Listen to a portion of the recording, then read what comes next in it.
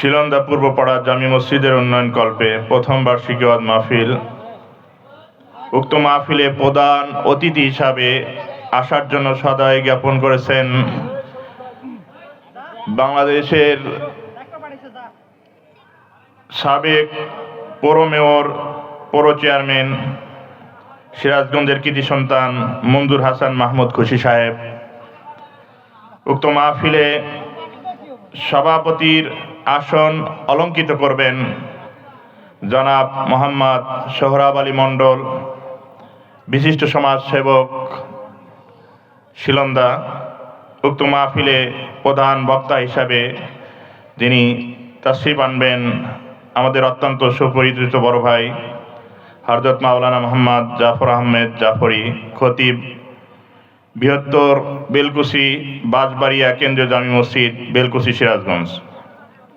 দ্বিতীয় বক্তা হিসাবে তিনি সদয় জ্ঞাপন করছেন ওয়াজ করার জন্য, তিনি হচ্ছেন আমাদের সুপরিচিত মুখ, আমার বন্ধুবর হযরত মাওলানা মোহাম্মদ আব্দুল মালেক রহমানী সাহেব, মাজলিসুল মুফাসসিরিন পরিষদ সিরাজগঞ্জ, শিক্ষক, জগৎগাজী ইসলামিয়া দাখিল মাদ্রাসা, এবং আরও বিশেষ অতিথিবৃন্দ এবং মাহফিল পরিচালনায় রয়েছেন আমার চৌদ্দীয় বড় ভাই, চৌদ্দীয় বাজন ব্যক্তিত্ব, অত্র গ্রামের কৃতি সন্তান হযরত মাওলানা সাইফুল ইসলাম সাহেব, সহকারী অধ্যাপক, রিভার ভিউ আইডিয়াল কলেজ, চণ্ডীদাসগাতি।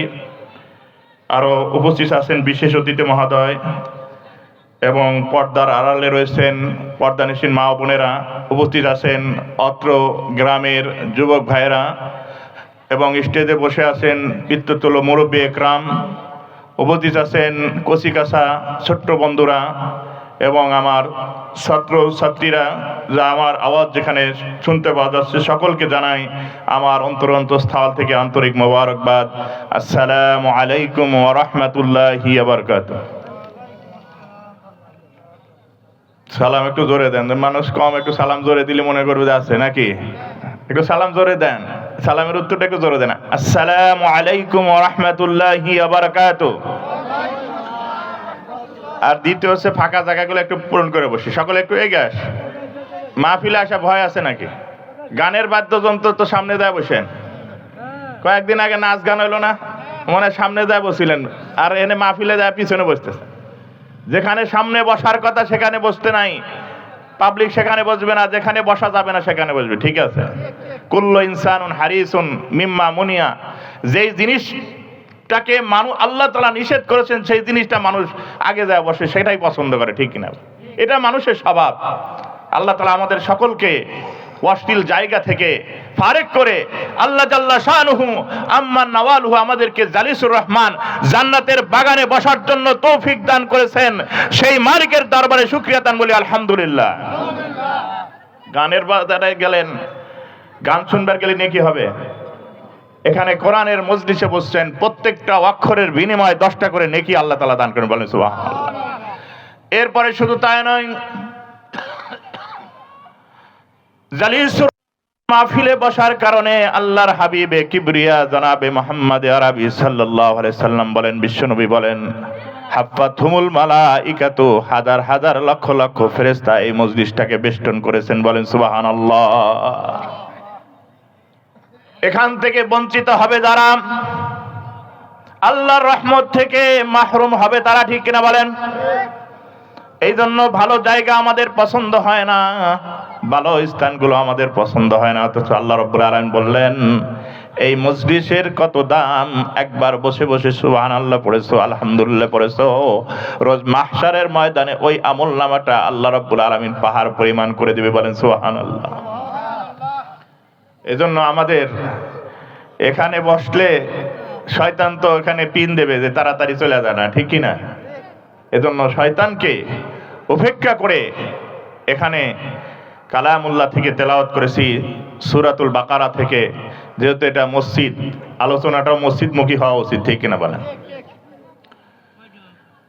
এই মসজিদ কারা পরিচালনা করবে আল্লাহ রাব্বুল আলামিন ঘোষণা করতেছেন। কিছুদিন আগে তো নাস্তিক মুরতাদ দ্বারা এই মসজিদগুলো পরিচালিত হয়েছে। ঠিক কিনা বলেন?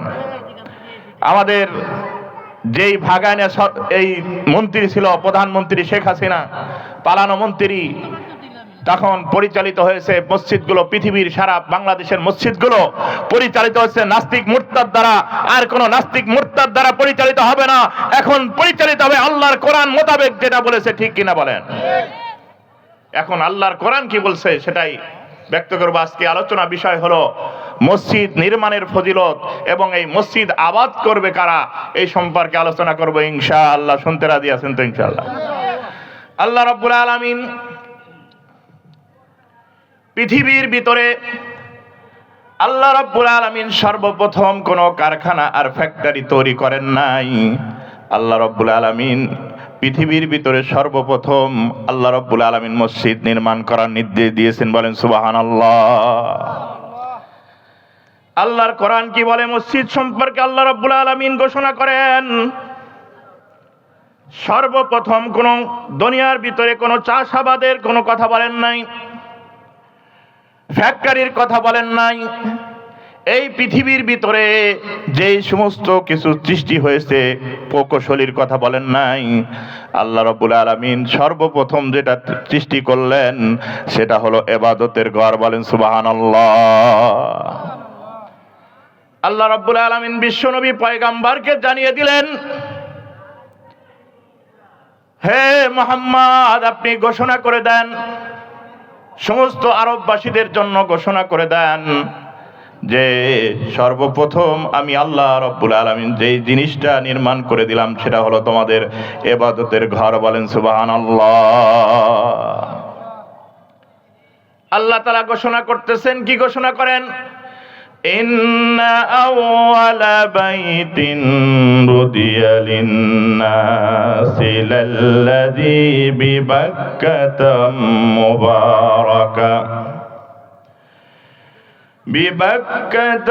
মুবারাকা ওয়া হুদাল লিল আলামিন। আল্লাহু আকবার। আল্লাহ রাব্বুল আলামিন ঘোষণা করলেন, ইন্না আউয়ালা বাইতিন বুদিয়া লিন-নাস, আমি আল্লাহ রাব্বুল আলামিন তোমাদের জন্য ঘর বানানোর জন্য নির্দেশ করি নাই। আমি আল্লাহ রাব্বুল আলামিন তোমাদেরকে ফ্যাক্টরি আর কারখানা বানানোর জন্য নির্দেশ দেই নাই। আমি আল্লাহ রাব্বুল আলামিন তোমাদেরকে জমিনে চাষ করার জন্যই প্রথমে নির্দেশ দেই নাই। আমি আল্লাহ রাব্বুল আলামিন পৃথিবীর জমিনে যেই ঘরটা নির্মাণ করেছি, ইন্না আউয়ালা বাইতিন উদিয়া লিন-নাসি লাল্লাযী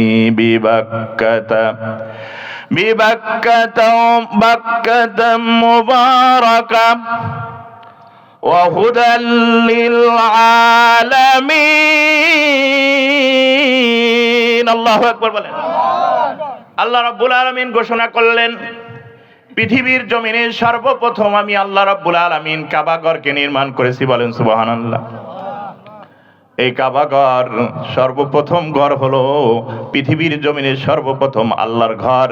আল্লাহ রাব্বুল আলামিন নির্মাণ করে জানিয়ে দিলেন, ও বান্দারা, তোমরা যেদিকেই থাকো না কেন, তোমাদের ইবাদতের ঘর কিন্তু বাইতুল্লাহ। আল্লাহু আকবার বলেন। ইন্না আউয়ালা বাইতিন বুদিয়া লিন-নাস। আর আল্লাহ রাব্বুল আলামিন হিংস্রজন্তু পৃথিবীর ভিতরে যত মাখলুকাত সৃষ্টি করেছেন, আল্লাহ রাব্বুল আলামিন ঘোড়া সৃষ্টি করেছেন, উট সৃষ্টি করেছেন, দুম্বা সৃষ্টি করেছেন। এগুলোর জন্য আল্লাহ রাব্বুল আলামিন কাবা ঘর নির্মাণ করেন নাই। আল্লাহ রাব্বুল আলামিন মানুষের জন্য আল্লাহ রাব্বুল আলামিন যেই ঘরটাকে নির্মাণ করেছেন, সেই কাবা ঘরটা শুধুমাত্র লিল্লাহি লিন্নাস। আল্লাহ রাব্বুল আলামিন শুধুমাত্র কেবলমাত্র মানুষের ইবাদত করার জন্য পৃথিবীর সর্বপ্রথম ঘর, উৎকৃষ্ট ঘর হলো কাবা ঘর। বলেন সুবহানাল্লাহ। কাবা ঘরটা কেমন করে? লাল্লাযী বিবাক্কা, বাক্কা শব্দের অর্থ হলো সেই, আই কাবা। এরপরে আল্লাহ রাব্বুল আলামিন বললেন মুবারাকান, পৃথিবীর ভিতরে যত ঘর আছে সব ঘর কিন্তু বরকতপূর্ণ নয়। আল্লাহ রাব্বুল আলামিন পৃথিবীর ভিতরে সবচাইতে বরকতপূর্ণ ঘর হলো কাবা ঘর। আল্লাহ রাসূল সাল্লাল্লাহু আলাইহি ওয়াসাল্লাম বলেছেন, কাবা ঘর দেখে যখন কোনো ব্যক্তি দোয়া করে, আল্লাহ তাআলা তার দোয়াকে কবুল করে নেন। বলেন সুবহানাল্লাহ। এবং ভারাক্রান্ত আবেগ আর অনুভূতি এমন ভাবে সজ্জিত হয়, পৃথিবীর অন্য কোনো ঘরের ভিতরে যাইলে এরকম শান্তি আর প্রশান্তি আসে না। পৃথিবীর অন্য কোনো জায়গায় গেলে আত্মার ভিতরে এমন শান্তি আর প্রশান্তি আল্লাহ রাব্বুল আলামিনের কথা এমন ভাবে মনে পড়ে না। কিন্তু যখন আল্লাহ রাব্বুল আলামিন পৃথিবীর সর্বোত্তম ঘর কাবা ঘরের সামনে গিয়ে যখন মানুষ চলে যায়, কাবা ঘর দেখার সঙ্গে সঙ্গে তার ভিতরে এমন একটি অনুভূতির সৃষ্টি হয়, আল্লাহর কসম খেয়ে বলতেছে আমি নিজেও গিয়েছি, এর চাইতে অনুভূতি পৃথিবীর ভিতরে আর কোথাও পাই না। বলেন সুবহানাল্লাহ। এই জন্য আল্লাহ রাব্বুল আলামিন কোরআনুল কারীমের মধ্যে বললেন, এই ঘরটা হলো এমন মুবারক, এই মুবারক পূর্ণ ঘর হলো আল্লাহ রাব্বুল আলামিনের কাবা। ওয়া হুদাল লিল আলামিন, আর পৃথিবীর ভিতরে যত মানুষ আছে সমস্ত মানুষের জন্য হেদায়েত হলো আল্লাহর কাবা। আর এই কাবা ঘরের শাখা পোশাকা হিসাবে আল্লাহ রাব্বুল আলামিন পৃথিবীর ভিতরে যত মসজিদ আছে এগুলো হলো কাবা ঘরের শাখা। বলেন সুবহানাল্লাহ। কাবা ঘরকে যেরকম ইজ্জত আর সম্মান ভক্তি করতে হবে, তদুপরি পৃথিবীর ভিতরে যত মসজিদ এরকম পরিমাণই সম্মান আর ইজ্জত দিতে হবে। কারণ আল্লাহ রাব্বুল আলামিন ওইটাকে কেন্দ্র করে সারা পৃথিবীতে যত জায়গা আছে এমনিতেই মসজিদ হয় নাই। ইব্রাহিম আলাইহিস সালাতু ওয়াস সালামের কঙ্কার ছিটিয়ে দিয়েছিল, যত জায়গায় ইন্তেশার হয়েছে, যত জায়গায় প্রসারিত হয়েছে, আল্লাহ রাব্বুল আলামিন সেই জমিনগুলোতে একটা করে মসজিদ নির্মাণ করেছেন। বলেন সুবহানাল্লাহ। এই কারণেই আল্লাহর হাবিবে কিবরিয়া বলেন, অন্য কোন জায়গায় মানুষ না, কিন্তু মসজিদের সাথে যার সম্পর্ক আর লেগে যায়, মসজিদের সাথে যার তাআল্লুক আর মুআল্লাক হয়ে যায়, আল্লাহর হাবিবে কিবরিয়া বলেন রোজ মাহশারের ময়দানে আল্লাহ তাআলার ছায়া ব্যতীত যেদিন কোনো ছায়া থাকবে না, সেই দিন আল্লাহ রাব্বুল আলামিন ওই সমস্ত মানুষদেরকে আরশে আজিমের নিচে ছায়া দান করবে। মুআল্লাকুম বিল মাসাজিদি, যারা প্রত্যেকটা 5 বার এক নামাজের পর আরেকটা নামাজের জন্য ইন্তজার অপেক্ষা করতে। বলেন সুবহানাল্লাহ। এই তো বাইতুল্লাহর কত দাম। বলতেছে বাইতুল্লাহ যদি কোনো ব্যক্তি অমুসলিম পর্যন্ত দেখতে পায়, অমুসলিম পর্যন্ত যদি বাইতুল্লাহ দেখতো, হাবিবে কিবরিয়া বলেন তার যদি হেদায়েত নসিব থাকে, আল্লাহ রাসূল সাল্লাল্লাহু আলাইহি সাল্লাম বলেন বাইতুল্লাহ দেখার কারণে অনেক মুসলমান হয়ে গেছে। বলেন সুবহানাল্লাহ। আমেরিকার একটি ঘটনা বললাম, খুতবাতুল জুলফিকারের মধ্যে আল্লামা জুলফিকার নকশবন্দি রাহমাতুল্লাহ আলাইহি লেখেন, আমেরিকা থেকে কয়েকজন কর্মচারীকে বদলি হওয়ার জন্য মনস্থ করলেন। তারা ছিল একজন স্বামী স্ত্রী দুইজন। অনেকেই চাকরি করে, কি করে না? অনেক অফিসে স্বামী স্ত্রী দুইজনেই চাকরি করে, আছে না নাই? কথা বলতে হবে। একই জায়গায় স্বামী শিক্ষক, স্ত্রীও শিক্ষিকা, এরকমও আছে অফিস। এরপরে ডিসি কোর্টে চাকরি করে স্বামী স্ত্রী উভয়, এরকমও আছে। ব্যাংকে চাকরি করে, এরকমও আছে না নাই? ওই জায়গাটাও আমেরিকাতে তাদেরকে বদলি করার জন্য মনস্থ করলেন। তারা একটা বিশাল সফটওয়্যার কোম্পানিতে চাকরি করেন। তাদেরকে ঘোষণা করে দেওয়া হলো, আজকে আপনারা যদি চাকরিকে বদলি করে যান, এই চাকরিটা যদি আপনারা বদলি করেন, কয়েকটা জায়গার নাম বললেন। 1 নাম্বার সৌদি আরব, জেদ্দায়। জেদ্দার ইতিহাস অনেক বড়, ওইদিকে আমি যাচ্ছি না। সৌদি আরবে জেদ্দা এয়ারপোর্টের কাছে নিকটেই তোমাদের যে বদলি করা হবে, যদি তোমরা বদলি হও তোমাদের ইনকাম আরো বেড়ে দেওয়া হবে এবং তোমাদের প্রমোশন দেওয়া হবে। চাকরি যখন বদলি হয়ে যায়, এক স্থান থেকে এক স্থানে গেলে তার প্রমোশন হয়, ঠিক কিনা বলেন? 2 বছর পরে যখন এক স্থান থেকে অন্য স্থানে চলে যায় তার ডিভিশনাল, এরপরে আরো 5 বছর করলে আর একটা ধাপ এগিয়ে যায়, এরপরে 10 বছর করলে আর একটা ধাপ এগিয়ে যায়। তাদেরকে ঘোষণা করে দেওয়া হলো যে তোমরা যদি ইচ্ছা করো তোমরা 2 জন জেদ্দায় তোমাদের 2টা পোস্ট আছে, যদি তোমরা সেখানে যাও তোমাদের জন্য এই 2টা পোস্টটা যদি তোমরা জেদ্দায় নাও তোমাদেরকে দেওয়া হবে। বলতেছে আমরা খ্রিস্টান, মুসলমান যদি হতে পারতাম তাহলে ওখানে যাওয়া তো ভালো ছিল। বলতেছে যদি যাইতে পারো তোমাদের তো হেরেম শরীফের ভিতরে ঢুকতে দেওয়া হবে না। হেরেম শরীফের আওতার বাইরে খ্রিস্টানরাও ঢুকতে পারে, হেরেম তোমাদের ঢুকতে দেওয়া হবে না। জেদ্দায় তোমরা বদলি হয়ে যেতে পারো, এটা তোমাদের এখতিয়ার রয়েছে। আহলে কিতাবরা এই জায়গাগুলো ঢুকতে পারে, কিন্তু আল্লাহ রাব্বুল আলামিনের পক্ষ থেকে অর্ডার এসেছে হেরেম শরীফের আওতাভুক্ত কোন মুশরিক কাফেররা ঢুকতে পারে না। বলেন সুবহানাল্লাহ। মুসলমান ছাড়া কেউ সেই স্থানগুলো ঢুকতে পারবে না। প্রথমেই চেক করতেছে, প্রথমেই পাসপোর্ট দেখবে, এরপরে নাম দেখবে, এরপরে ইমিগ্রেশন হবে। আপনি এয়ারপোর্টে যাইতেছেন, হাজি কিনা, আপনি মুসলমান কিনা, এটা ইমিগ্রেশন হইতেছে বারবার। একটা এয়ারপোর্টে ঢুকতে গেলে 3 জায়গায় ইমিগ্রেশন হইতেছে, জুতা পর্যন্ত দেওয়া হইতেছে। একটা খ্রিস্টান হয়ে কখনোই যদি হাজি নাম দেয় সে কি যাইতে পারবে? হিন্দু হাজি নাম দিয়ে যাইতে পারবে? হাজিদেরকে শুধুমাত্র কেবলমাত্র আল্লাহ রাব্বুল আলামিন দুইফুর রহমান, আল্লাহ রাব্বুল আলামিনের মেহমান বলা হয়। বলেন সুবহানাল্লাহ। কত সম্মান ইজ্জত। কেউ পানি এনে দিতেছে, যেখানে পানির অভাব, হাজার হাজার টনকে টন পানি, কম পানি হাজিদের জন্য বলতে ইয়া হাজি রুহ তাল, এদিকে আসো পানি নাও, পানি ছিটাচ্ছে। কেউ খেজুর এনে দিতেছে, কেউ বিরিয়ানি রান্না করে বিরিয়ানি দিচ্ছে। এটা সম্মান দিয়েছে কে? বলেন আল্লাহ।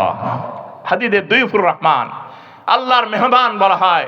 আল্লাহর ঘরে সমস্ত খ্রিস্টানদেরকে আল্লাহ রাব্বুল আলামিন প্রবেশের জন্য নিষেধ করে দিলেন। তেনারা মনস্থ করলেন হেদায়েত যদি আল্লাহ রেখে থাকে এরকমই হয়। বলেন সুবহানাল্লাহ। তেনারা চিন্তা করলেন যদি আমরা জেদ্দায় যাই তাহলে একটা রাষ্ট্র, নতুন রাষ্ট্র আমাদেরকে দেখা হবে, এরকম ইচ্ছাও আমাদের পোষণ হয়। ঠিক কিনা বলেন? এরকম অনেকে ইচ্ছা করে যে আমরা একটা দেশে যাব, বাংলাদেশ থেকে অন্য দেশে যাব। তেনারা মনে করলেন যে আমরা একটা নতুন দেশ দেখব, তাই তারা সেখানে দরখাস্ত করলেন আমাদেরকে জেদ্দায় দেওয়া হোক। জেদ্দায় এসে যখন তারা চাকরিরত অবস্থায় কিছুদিন চাকরি করতে লাগলেন, আর তেনারা অবলোকন করে দেখতে পাইলেন সাদা পরিহিত অবস্থায়, এহরাম পরিহিত অবস্থায় কিছু মুসলমান যেন বিমান থেকে প্রতিদিন নামে, আর তারা অজরে দেখতে পায়। আর তার স্বামীকে জিজ্ঞেস করে এরা কারা? বলেন সুবহানাল্লাহ। স্বামী বললেন এরা হলো মুসলমান। এখান থেকে 350 মাইল দূরত্ব, সেখানে আছে এদের কাবাঘর। ইন্না আউয়ালা বাইতিন উদিয়া লিন্নাস, যেটা আল্লাহ রাব্বুল আলামিন তাদের জন্য নির্ধারণ করেছেন পৃথিবীর জমিনে সর্বপ্রথম যে ঘর, এটা তারা পদক্ষেপ করে। এভাবে তারা এহরাম পরে মৃত্যুর ন্যায় তারা এরকম ভাবে সেটা পদক্ষেপ করার কারণে আল্লাহ রাব্বুল আলামিন পাথরটা চুম্বন করার কারণে তাদের পিছনের সমস্ত গুনাহ মাফ করে দেন। বলেন মারহাবা। বলতেছেন তাহলে আমরা একটু দেখতে পারি কিনা? এভাবে কিছুদিন যাওয়ার পর তারা মনস্থ করলেন আমরা একটু কাবা ঘর দেখব। স্বামী বললেন কাবা ঘর দেখা সহজ নয়, টাকা থাকলেই হজ করতে পারে না। ঠিক কিনা বলেন? টাকা থাকলেই আল্লাহ রাব্বুল আলামিন কোন কাবা ঘরে কোনো ব্যক্তি ঢুকতে পারে না। প্রথমে আগে তাকে এই দুনিয়ার ছোট্ট ছোট্ট ঘরের খেদমত করতে হয়। এই খেদমত করার পরে আল্লাহ তাআলা কাবা ঘরের মুসল্লি হওয়ার জন্য, দুইফুর রহমান হওয়ার জন্য তৌফিক দান করেন। বলেন সুবহানাল্লাহ। তিনি বললেন যে আমরা তাহলে একটি চালাকি করলেন, আল্লাহ তাআলা হেদায়েত নসিব করলে এরকম হয়। তেনারা হাজিদের মধ্যে, হাজিরা যেভাবে পোশাক পরে তেনারাও এহরাম কিনলেন। তার স্বামী এহরাম কিনে হাজিদের মতোই হুবহু ভাবে সেম টু সেম পড়লেন। আর তার স্ত্রীকে একটি সাদা দবদবে বোরকা পরিহিত অবস্থায় বোরকা কিনে দিলেন। বোরকা কিনে ইমিগ্রেশন হচ্ছে, কিন্তু রাস্তায় পথ চলতে চলতে 350 কিলোমিটার দূরত্ব আসলেন। কাবা ঘরের সামনে এসে নামলেন। লোকেরা মনে করলো এনাম হাজের হারাম শরীফের ভিতরে কোনো ইমিগ্রেশন হয় না, শুধুমাত্র ইমিগ্রেশন হয় একটাই, কাবা ঘরে প্রবেশ করার জন্য এহরাম আছে কিনা এটা দেখা হয়। তাই তারা কাবা ঘরের সামনে গেলেন। কাবা ঘর যখন দেখছে আল্লাহ রাব্বুল আলামিন কাবা ঘরের সামনে যাইবেন, ইমিগ্রেশন হচ্ছে, চেকিং হচ্ছে, এহরাম আছে কিনা। ওই জায়গায় যেই পুলিশ ছিল, পুলিশটা হঠাৎ করে একটু সরে গেছে এবং বলতেছে, হাত দিয়ে ইশারা করতেছে, বলতে চলে যাও, ইয়া হাজি তাল ইয়া হাজি রুহ, এভাবে বলতেছে। ঘর ভিতরে আমরা ঢুকে গেলাম। ঢুকে পড়ে আমরা যখন কাবাঘর চোখে পড়ল, কাবাঘরটা চোখে পড়ার সাথে সাথে আর নয়ন চোখ আর ফিরে অন্তরের অন্তঃস্থল থেকে কেমন যেন কান্না আসলো। সেই কান্না করতে করতে এক পর্যায়ে বন্ধুরা আমার, কান্না করতে করতে কাবা ঘরের প্রতি ভালোবাসার মহাব্বতের কারণে এক পর্যায়ে আমরা সিদ্ধান্ত নিলাম মুসলমান হওয়ার জন্য। বলেন মারহাবা। যেই মুহূর্তে বন্ধুরা আমার কাবা ঘরকে সামনে ঢোকালাম, সামনে ঢোকার পরে যখন আমরা কাবা ঘরতে দেখতে পেলাম গেলাপ, কালো গেলাপে আবৃত, মুসলমানরা পদক্ষেপ করতেছে, তওয়াফ করতেছে। কাবা ঘরকে দেখে আমার অন্তরের মধ্যে যেন কেমন প্রশান্তি নাজিল হলো এবং আল্লাহ রাব্বুল আলামিন প্রভুত্বের বরত্বের কথা মনে পড়ল, গডের কথা। আমি এক চিৎকার দিয়ে কেঁদে আর বললাম, আল্লাহ, জীবনে এই সুযোগ আর কোথাও পায় নাই, এই সুযোগ আমাদেরকে করে দাও নাই। এই কাবা ঘর এত বরকতপূর্ণ জায়গা আর বরকতপূর্ণ স্থান, এর মহব্বতে ডুবে আমরা আমাদের পিছনের সমস্ত কিছু ভুলে গেছি। বলেন সুবহানাল্লাহ। তেনারা মনস্থ করলেন যে আমরা মুসলমান হয়ে যাব। এক পর্যায়ে তেনারা বলে ফেললেন, একজন ধার্মিক ব্যক্তির নিকট গিয়ে বললেন যে আমি হলাম খ্রিস্টান, আমার স্ত্রী হলো ইহুদি, আমরা দুইজনই কৌশল করে কাবার ভিতরে ঢুকে গেছি, কিন্তু এই মুহূর্তে শুধুমাত্র দেখার জন্য এসেছিলাম। কিন্তু গড আমাদেরকে এমনভাবে হেদায়েত করেছে, কাবা ঘর দেখার পরে কাবার প্রতি আর আল্লাহর প্রতি যে মহাব্বত দিয়েছে, এই মহাব্বত আর জীবনে পায় নাই। আমাদেরকে কালেমা পড়ে মুসলমান করে নিন। বলেন সুবহানাল্লাহ। সঙ্গে সঙ্গে বললেন, কিভাবে ঢুকলে তোমাদের? বলতেছে, মুসলমানরা যখন এহরাম পরে, যখন জেদ্দা এয়ারপোর্ট থেকে এহরাম পরে এদিকে রওনা হয়, প্রতিদিন সকাল বেলা, রাত্রির বেলায় এবং দুপুরে যখন হাজিরা এভাবে আসে, আমরা দেখতে পাই এবং বলা বলি করি এরা কোথায় যায়। জায়গাটা বড় সুন্দর হবে, জায়গাটা বড় মনোরম আর সুন্দর দৃষ্টিতে ভরপুর হবে, যার কারণেই তো হাজার হাজার মানুষ, কোটি কোটি বিলিয়ন ট্রিলিয়ন মানুষগুলো কাবা ঘর চত্বর করার জন্য শুধুমাত্র সেই কাবা ঘরের মহাব্বতে সৌদি আরবে ঢোকে। প্রতিনিয়ত ঢোকার কারণে আমরা মনস্থ করলাম জায়গাটা একটু দেখতে চাই। বলেন সুবহানাল্লাহ। কিন্তু আল্লাহ রাব্বুল আলামিন, আমাদের প্রভু, আপনাদের প্রভু, আমাকে এমন ভাবে কাবার প্রতি মহাব্বত ঢেলে দিয়েছেন, এই মুহূর্তে আমি ইসলাম না গ্রহণ করে বাড়িতে যাইতে পারলাম না। আমাদের মধুর কালেমা পড়ে নেন, আশহাদু আল্লা ইলাহা ইল্লাল্লাহু ওয়া আশহাদু আন্না মুহাম্মাদান আবদুহু ওয়া রাসূলুহু। আল্লাহু আকবার।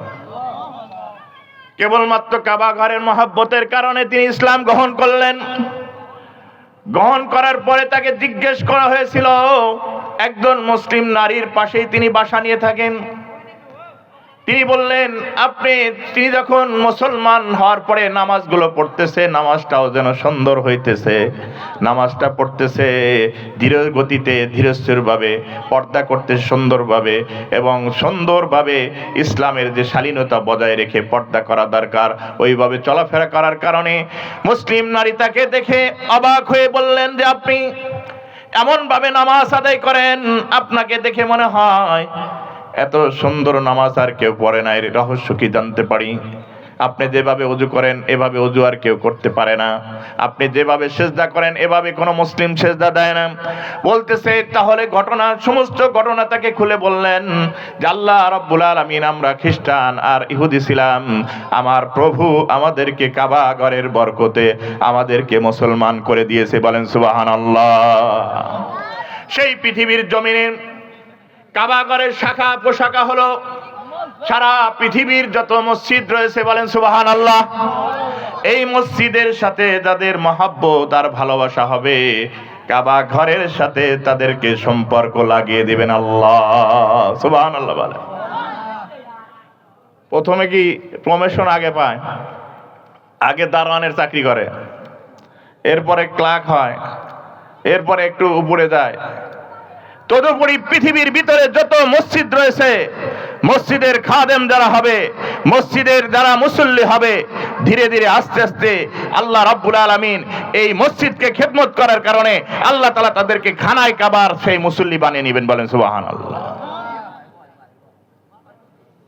এই জন্য আল্লাহ রাব্বুল আলামিন বলেন, এই মসজিদগুলো পরিচালনা করবে কারা? যা বলছিলাম, পৃথিবীর ভিতরে কোনো নাফরমান আর বেঈমানরা মসজিদ পরিচালনা করতে পারবে না। আল্লাহ রাব্বুল আলামিন ঘোষণা করে দিলেন, কয়েকজন ব্যক্তির নাম উল্লেখ করলেন, এই গুণগুলো যাদের মধ্যে থাকবে আল্লাহ রাব্বুল আলামিন তাদের দ্বারা মসজিদ পরিচালনা করবেন। বলেন সুবহানাল্লাহ। এক নাম্বার গুণ হলো ইন্নামা ইয়ামুরু মাসাজিদাল্লাহি মান আমানা বিল্লাহি ওয়াল ইয়াউমিল আখির। আল্লাহু আকবার। প্রথম নাম্বার গুণ হলো মান আমানা বিল্লাহ। এক নাম্বার হলো আল্লাহ রাব্বুল আলামিনের ঈমান। যদি কোনো ব্যক্তির মধ্যে ঈমান না থাকে, ইমানের মতো দৌলত না থাকে, সে মসজিদ যদি 360টি মসজিদ যদি প্রত্যেকটা উপজেলায় বানায়, আল্লাহর কসম খেয়ে বলতেছি কোনো নেকি হবে না। ঠিক না বলেন? আমাদের পালানো মন্ত্রী, প্রধানমন্ত্রী শেখ হাসিনা প্রত্যেকটা উপজেলায় মডেল মসজিদ করে দিয়েছে, 2টা 3টা করে। ঠিক না বলেন? সিরাজগঞ্জ জেলায় 2টা আছে, প্রত্যেকটা উপজেলায় আর পক্ষান্তরে 360টি এভাবে মসজিদ গঠন করে দিয়েছে, যার নাম দিয়েছে মডেল মসজিদ। আমি বলি ওখান থেকে চোরের কারখানা তৈরি হয়েছে, যেখানে বাজেট হয়েছিল 15 কোটি, সেখানে চুরি করে মাত্র 5 কোটির কাজ করেছে, 10 কোটি পকেটে ঢুকাইছে। ঠিক কিনা বলে? 5 কোটির কাজ করেছে, 10 কোটি পকেটে ঢুকেছে। এই মডেল মসজিদ যে 360টি মসজিদ তৈরি করেছে বা 63টি মসজিদ তৈরি করুক, আল্লাহর কসম খেয়ে বলতে কোনো লাভ হয় নাই। ঠিক কিনা বলেন? কারণ তো চোরের কারখানা তৈরি করার জন্য মসজিদ দিছে। আর একদিন এক মসজিদে গেলাম, দেখতেছি আর টাইলস খুলে পড়তেছে। ওই ইমাম সাহেব জিজ্ঞেস করলাম, এরকম কেন? কয় 15 কোটি বাজেট করছে, কাজ করছে 6 কোটির, আর 9 কোটি পকেটে ঢুকাইছে। 6 কোটির কাজ করছে, 9 কোটি পকেটে ঢুকাইছে। এই মসজিদ দ্বারা কোনো লাভ হবে? এই জন্য মসজিদ নির্মাণ করার জন্য প্রথম নাম্বার শর্ত, মসজিদ যারা আবাদ করবে, মসজিদ যারা নির্মাণ করবে, মসজিদের সাথে যাদের সংশ্লিষ্ট কমিটি হবে, আল্লাহ রাব্বুল আলামিন জানিয়ে দিলেন, ইন্নামা ইয়ামুরু মাসাজিদাল্লাহি মান আমানা বিল্লাহ। আল্লাহু আকবার। এক নাম্বার হলো শর্ত হলো, মসজিদ নির্মাণ করতে হলে তোমাকে আল্লাহকে 100% বিশ্বাস করতে হবে। ঠিক কিনা বলেন? 100% বিশ্বাস যদি না হয়, তোমাকে মসজিদে কমিটি করার দরকার নাই, তোমাকে মসজিদে আসার দরকার নাই। 100% ঈমান যদি আনতে পারবে, তুমি মসজিদের কাজ করবে। আল্লাহ রাসূল সাল্লাল্লাহু আলাইহি ওয়াসাল্লাম বলেন, মান বানা লিল্লাহি মসজিদান বানাল্লাহু তাআলা বাইতান ফিল জান্নাহ। বলেন সুবহানাল্লাহ। পৃথিবীর ভিতরে যে মসজিদ নির্মাণ করবে, আল্লাহ তাআলা তাকে জান্নাতে একটি বালাখানা দান করবেন। বলেন সুবহানাল্লাহ। 2 নাম্বার গুণ হলো ওয়া আকামাস সালাত, যারা মসজিদ নির্মাণ করবে মসজিদের কমিটি হবে। 2 নাম্বার বৈশিষ্ট্য আল্লাহ রাব্বুল আলামিন জানিয়ে দিলেন, যে সমস্ত ব্যক্তিরা মসজিদ পরিচালনা করবে। 2 নাম্বার গুণ হলো আকামাস সালাত, নামাজ প্রতিষ্ঠিত করবে। নামাজ পড়ো না, মসজিদে যায় আগে শুক্রবারে শুধু মসজিদে যায় বসে থাকো আর ইমাম সাহেবের বল ধরো, ওই মসজিদ ওই নামাজ দিয়ে তোমার কোনো কাজ হবে না, ঠিক কিনা বলে? তাহলে 2 নাম্বার গুণ হলো আকামাস সালাত, নামাজকে প্রতিষ্ঠিত করতে হবে। পৃথিবীর জমিনে আল্লাহর দ্বীন কায়েম করার জন্য সর্বস্তরের মানুষকে আল্লাহর মসজিদমুখী করতে হবে। নাস্তিকবাদ এবং গান বাদ্য ছেড়ে সকলকে জন্য যারা প্রচেষ্টা করবে তারাই মসজিদ কমিটি পরিচালনা করবে, ঠিক কিনা বলেন? তোমার ওখানে গান, রাতের বেলায় গান শোনো, পরের দিন এসে মসজিদে আইসো, এরপরে সিনেমা থিয়েটার এভাবে গান বাদ্যযন্ত্র সহযোগিতা করে এবং মসজিদের কমিটি থাকে, ওই মসজিদের কমিটির কোনো দাম নাই, ঠিক কিনা বলেন? ওয়াতাজ যাকাত, 3 নাম্বার বৈশিষ্ট্য হলো যাকাত প্রদান করা। কি করা? যাকাত প্রদান করবে। আমাদের যাকাত প্রদান করাটা আমরা এরকম ভাবে জরিপানা মনে করি, যাকাত প্রদান করি না, কিন্তু তারা মসজিদ কমিটিতে যায়। আমরা যাকাত দেওয়াকে আমরা অস্বীকার করি, মসজিদ কমিটির ভিতরে আমরা সেখানে দিয়ে মসজিদ পরিচালনা করি। এই জন্য 3 নাম্বার গুণ হলো যাকাত যারা প্রদান করবে মসজিদও তারাই পরিচালনা করবে, ঠিক কিনা বলেন? ওয়ালাম ইয়াখশা ইল্লাল্লাহ, আর আল্লাহ ব্যতীত 4 নাম্বার গুণ হলো আল্লাহ ব্যতীত কাউকে ভয় পাবে না। আল্লাহ রাব্বুল আলামিনকে একমাত্র কেবলমাত্র ভয়ের বস্তু মনে করবে। আল্লাহ তাআলা দুনিয়ার কোন পৃথিবীর কোন নাস্তিক আর মুরতাদদেরকে ভয় করবে না, এমন ব্যক্তিরাই মসজিদ পরিচালনা করবে। বলেন সুবহানাল্লাহ। ফাআসা উলাইকা ইয়াকুনু মিনাল মুহতাদিন। আল্লাহ রাব্বুল আলামিন বলেন, এই গুণ আর বৈশিষ্ট্য যাদের ভিতরে থাকবে, এই বৈশিষ্ট্যগুলো যাদের মধ্যে পাওয়া যাবে তারা মসজিদ পরিচালনা করবে। আর এই মসজিদ পরিচালনা করার কারণে আল্লাহ রাব্বুল আলামিন তাদেরকে হেদায়েত নসিব করবে। বলেন মারহাবা। তাহলে গুণগুলোকে আমাদের থাকা জরুরি কি জরুরি না? মসজিদে দান করলাম, মসজিদে নামাজ পড়লাম না, যাকাত দিলাম না, গানের বাজনা তো আছি, মসজিদেও আছি, এরপরে সিনেমাও দেখি, মসজিদের কমিটিতে আছে, এইগুলো গুণকে আমাদেরকে ত্যাগ করতে হবে। আল্লাহ তাআলা আমাদেরকে সকলকে এই 6টি গুণ আল্লাহ তাআলা আমাদের সকলের ভিতরে প্রবেশ করে দেয়, সকলে বলে আমিন। সাথে সাথে যেহেতু এটা মসজিদ নির্মাণ হতে, রাসূল সাল্লাল্লাহু আলাইহি ওয়াসাল্লাম বলেছেন, মান বানা লিল্লাহি মসজিদান বানাল্লাহু তাআলা বাইতান ফিল জান্নাহ, যে ব্যক্তি আল্লাহর ঘর মসজিদ নির্মাণ করবে আল্লাহ তাআলা তাকে জান্নাতে একটি বালাখানা তৈরি করে দেন। বলে সুবহানাল্লাহ।